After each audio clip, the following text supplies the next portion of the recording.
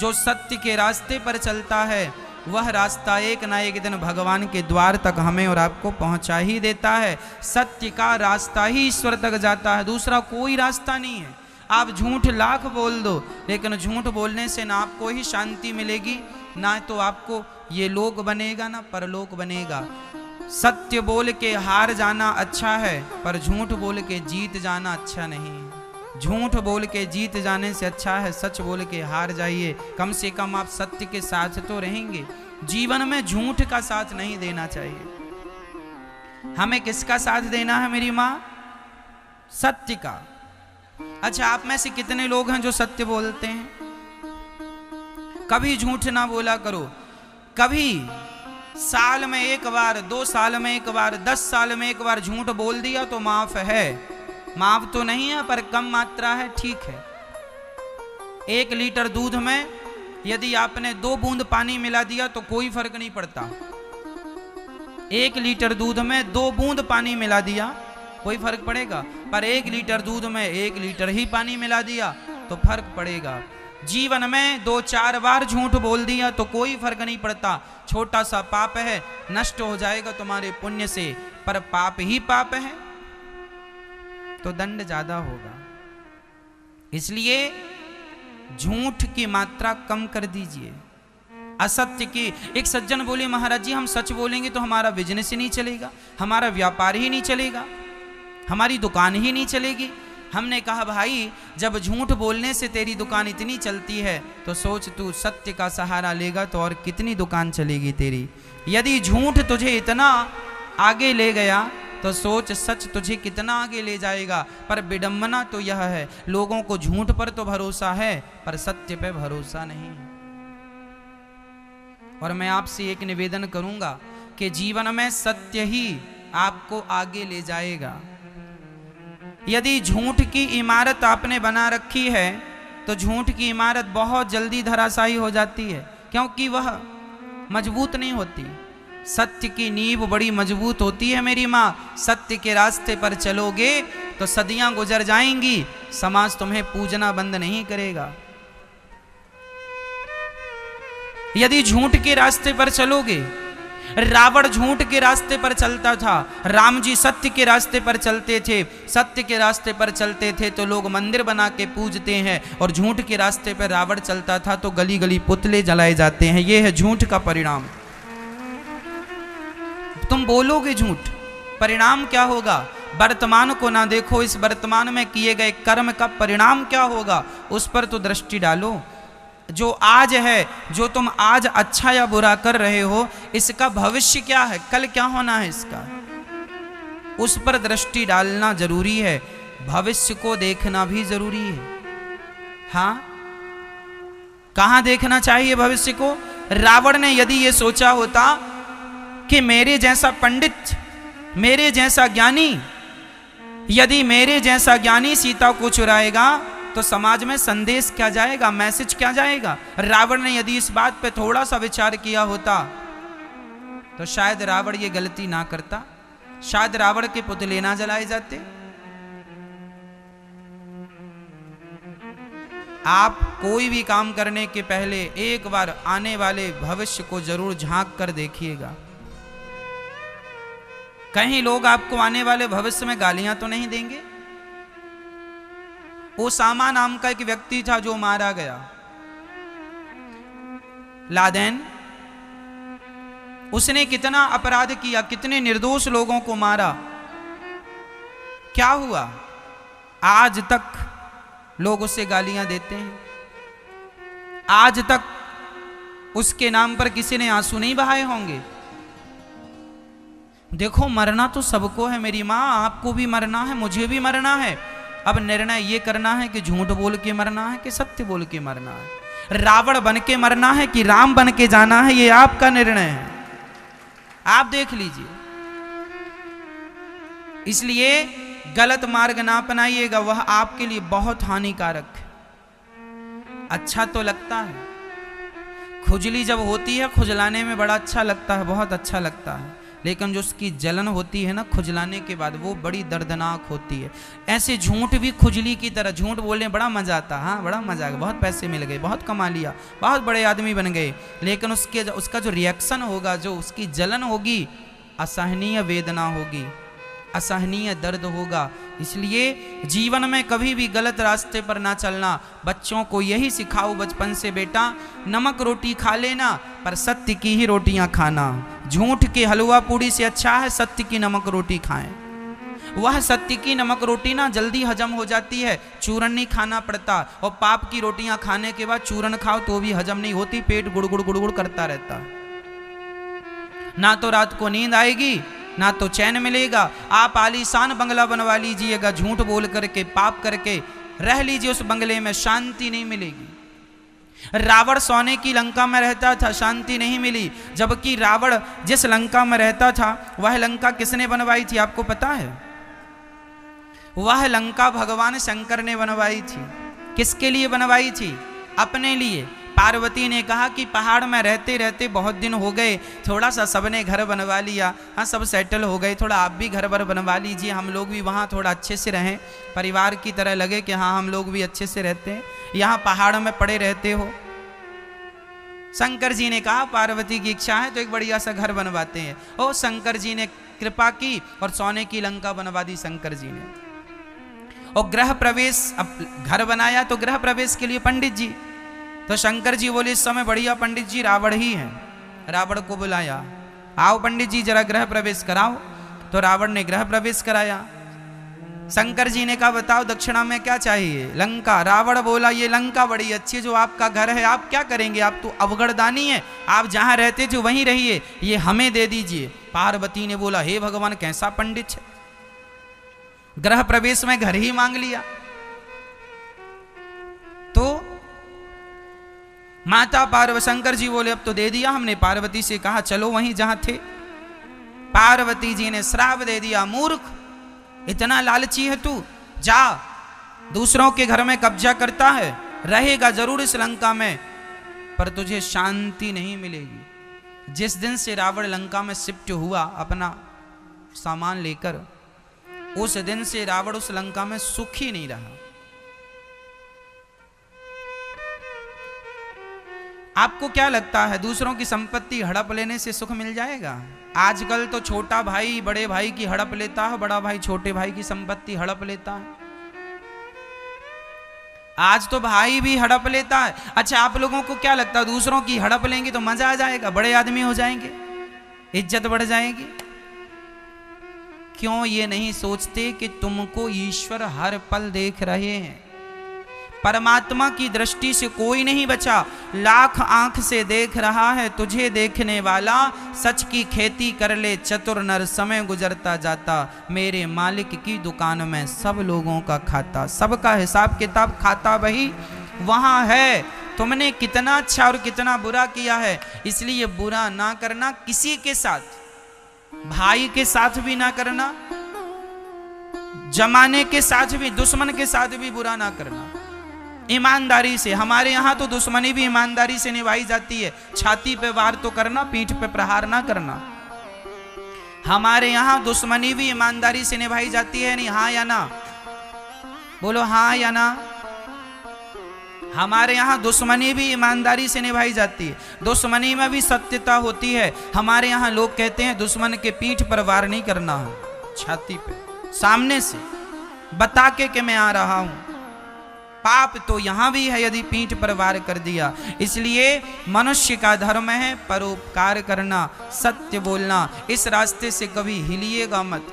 सत्य के लिए ये भारत कौन सी धरती है जरा सुनिएगा। सत्य के लिए हम लोग बिक जाने वाले लोग हैं। राजा हरिश्चंद्र बाजार में बिक जाते हैं, राजा हरिश्चंद्र की पत्नी तारा बाजार में बिक जाती है, हरिश्चंद्र का बेटा बाजार में रोहित नाम का बिक जाता है, लेकिन अपने सत्य को नहीं छोड़ता। ये भारत की धरती है जहां अपने आप को बेच दिया जाता है, लेकिन उस हाल में भी सत्य को नहीं छोड़ा जाता। राजा हरिश्चंद्र ने अपनी पत्नी को बेच दिया, अपने आप को बेच दिया, किसके लिए? सत्य के लिए। मोरध्वज नाम के एक राजा थे। उन्होंने अपने बच्चे को आरे से चीर कर दान दिया था। सत्य कितनी बड़ी चीज है शायद आप नहीं जानते। गोस्वामी जी लिख रहे हैं, सत्य बराबर तप नहीं, झूठ बराबर पाप। सबसे बड़ा पाप क्या है? झूठ बोलना। और आज लोग झूठ ही बोल रहे हैं। एक राजा थे, उनका नाम था मोरध्वज। यह द्वापर युग के अंत की बात है। जब द्वापर युग में महाभारत का युद्ध हो गया, धर्मराज युधिष्ठिर राजा बन गए और राजा बन के उन्होंने प्रजा को खूब भंडारा किया, भोजन प्रसादी कराया, लंगर चलाया, यज्ञ किया, सबको संतुष्ट किया दान दक्षिणा देकर। तब अहंकार से अर्जुन ने अंगड़ाई लेते हुए श्री कृष्ण से कहा, श्याम सुंदर बताओ कैसे धरती में हमारे भाई से बड़ा कोई दानी है? क्या हमारे भैया धर्मराज युधिष्ठिर से बड़ा कोई दानी दूसरा है? बड़ी अहंकार से ये बात अर्जुन कह रहे हैं। भगवान मुस्कुरा दिए। भगवान ने कहा, अर्जुन तुम्हारे भाई का नाम तो लिस्ट में सबसे नीचे है। अरे नीचे? तो जरा हमें लिस्ट चेक कराओ, सबसे ऊपर किसका नाम है? भगवान ने कहा, लिस्ट चेक ना करो, हमारे भक्तों का हिसाब किताब हमारे पास रहता है। तुम्हारा भाई तो अभी बहुत छोटा है, दानियों के नाम पर छोटा। अच्छा तो बड़ा कौन है? जिद कर ली अर्जुन ने, हमें बताओ कि सबसे बड़ा दानी कौन है। भगवान ने अपनी लिस्ट पकड़ा दी, देखा तो सबसे ऊपर नाम था मोरध्वज का। इस दुनिया में बड़े बड़े दानी हुए हैं मेरी माँ। उन दानियों में दानवीर कर्ण भी हैं, दानवीर हरिश्चंद्र भी हैं, लेकिन इन सबके दान से श्रेष्ठ दान मोरध्वज का दान है। ये मोरध्वज ने आखिर क्या दान कर दिया? चर्चा लंबी है। जब अर्जुन ने देखा कि मोरध्वज नाम का व्यक्ति है, उसका नाम, अर्जुन ने कहा, महाराज मैंने तो इस आदमी का नाम भी नहीं सुना। यदि दानी होता तो मेरे कानों में इसका नाम कभी ना कभी तो पड़ता।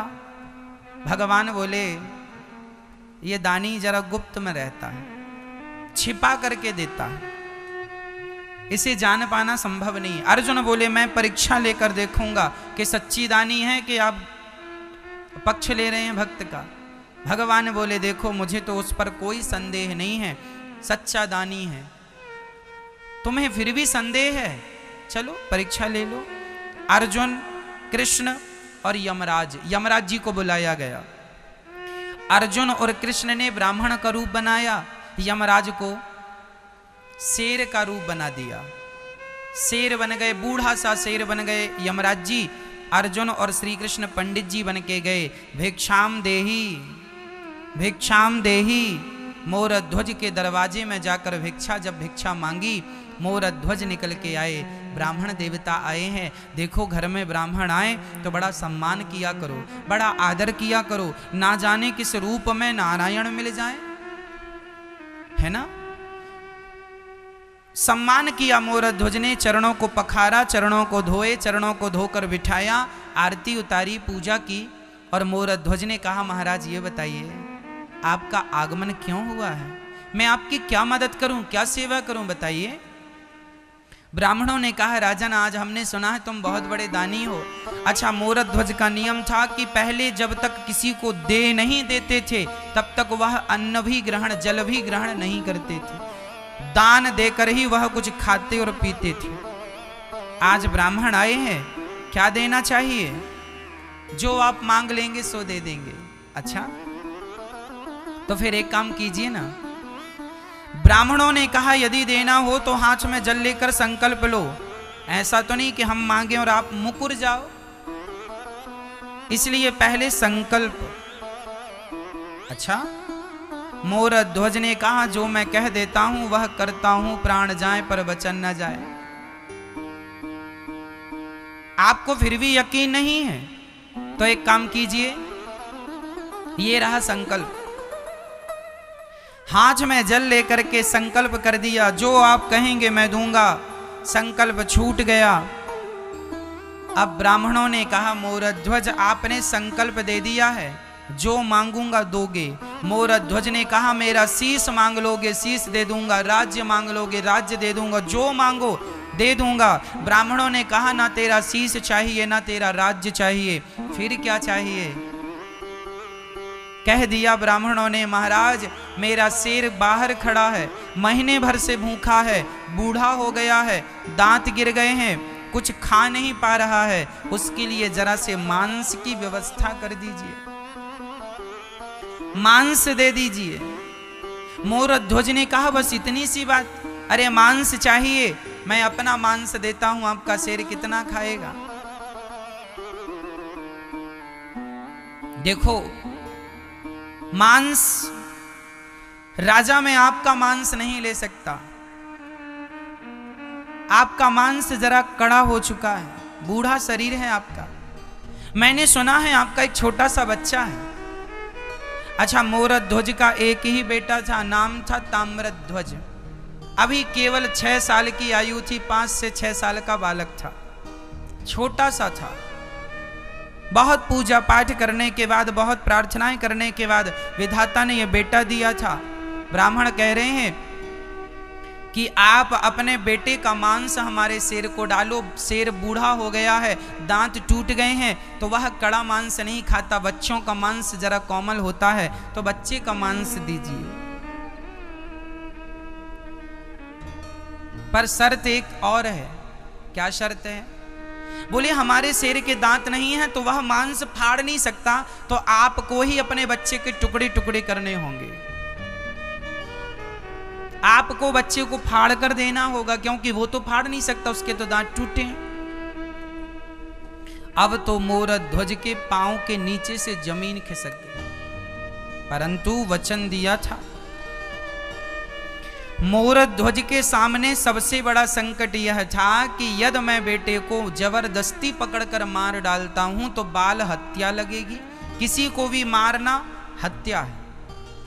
यदि मैं बच्चे को मार देता हूं तो हत्या लगेगी, और नहीं देता तो जो मैंने वचन दिया है वचन मिथ्या हो जाएगा।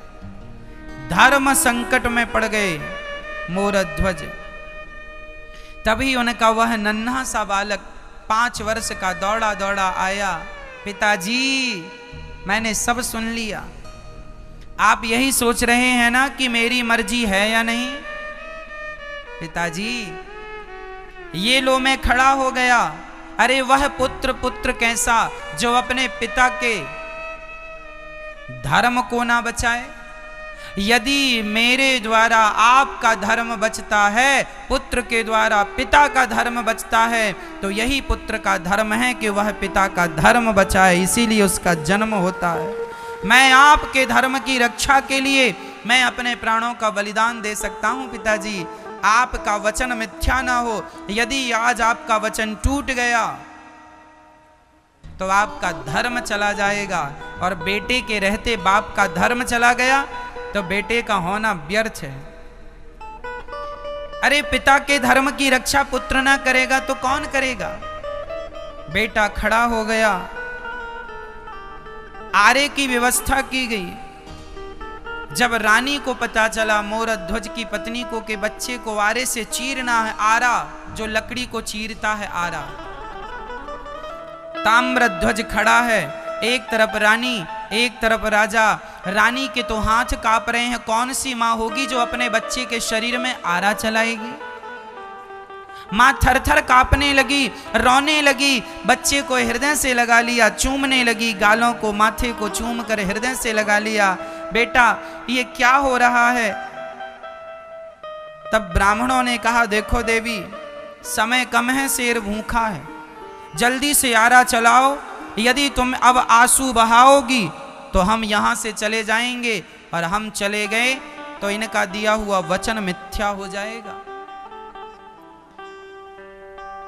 इनका सत्य आज तक टूटा नहीं, इनका वचन आज तक टूटा नहीं, और यदि आप आंसू बहाओगी तो कहीं आपके आंसुओं के कारण आज इनका वचन टूट ना जाए, मोरध्वज का वचन ना टूट जाए। रानी ने अपनी आंखों के आंसू पोंछे, बेटे को बीच में खड़ा किया, बेटे ने मां की तरफ देखा, मां पुत्र की रक्षा मत करो, मां धर्म की रक्षा करो। यदि आज पिता का वचन टूट गया, पिताजी ने जन्म से लेके आज तक कभी झूठ नहीं कहा, यदि मेरा बलिदान नहीं दिया आपने, तो पिता का पहली बार वचन टूट जाएगा। और मैं आपसे कहता हूं मां, पुत्र मर जाएगा तो फिर वापस आ सकता है, पुत्र चला जाएगा तो वापस आ सकता है, पर धर्म चला गया तो वापस नहीं आएगा। इसलिए पुत्र की रक्षा नहीं, आज धर्म की रक्षा कीजिए। धर्मो रक्षति रक्षिता। खड़ा हो गया बेटा, सिर पे आरा रखा गया, एक तरफ रानी ने एक तरफ राजा ने पकड़ा और बस आरा चलाने ही जा रहे थे कि उस नन्हे से बच्चे ने आवाज लगाई, माँ एक पल के लिए रुक जाओ। दौड़ कर गया, रुई लेकर आया, माँ के कान में रुई लगा दिया, पिता के कान में रुई। माँ ने कहा, पुत्र ये रुई कान में क्यों? माँ जब आप आरा चलाओगी ना तो मैं चीखूंगा, चिल्लाऊंगा, शायद मैं दर्द के कारण बहुत जोर से चीखूं और मेरी चीख यदि आपके कानों में चली गई तो आप आरा चलाना बंद कर दोगी माँ, और आरा चलाना बंद कर दिया तो पिता का धर्म संकट में पड़ जाएगा। इसलिए कानों में रुई लगा रहा हूं कि मैं कितना भी चीखूं, कितना भी चिल्लाऊं, पर आप आरा चलाना बंद मत करिएगा। कान में रुई लगा दिया, खड़ा हो गया, आरा चलाना स्टार्ट किया। खून की पिचकारियां दीवारों में जाने लग गईं, माँ के माथे पे खून आने लगा बच्चे का, पिता के माथे पे खून आ गया, चारों तरफ रक्त ही रक्त बिखर गया। और देखते ही देखते वह बच्चा 2 भागों में फट गया। सिर से आरा चलाया, 2 भागों में फट गया। ब्राह्मणों ने कहा, इसका दाहिना अंग ले जाकर मेरे शेर को डाल दो और इसका बायां अंग ले जाकर गटर में फेंक दो। जब ये गटर की बात आई तो मां की आंखों में आंसू आ गए। ब्राह्मणों ने कहा, आपसे मना किया था कि रोना नहीं है। महाराज मैं इसलिए नहीं रो रही हूं कि पुत्र चला गया। फिर क्यों रो रही हो? महाराज इसका एक भाग आपने शेर को डालने को कहा, दूसरा फेंकने को। एक खाएगा तो दूसरा भी खिला दीजिए, कम से कम बच्चे का पूरा शरीर किसी के काम तो आएगा, गटर में यूं ही पड़ा रहेगा। इसका एक अंग आपके काम आ गया, इसका दूसरा अंग आपके काम नहीं आ सका, इसलिए मेरी आंखों में आंसू आ गए। ब्राह्मणों ने कहा, अच्छा ठीक है। भगवान श्री कृष्ण ने कहा, हमें भूख लगी है, जाओ भोजन बनाओ।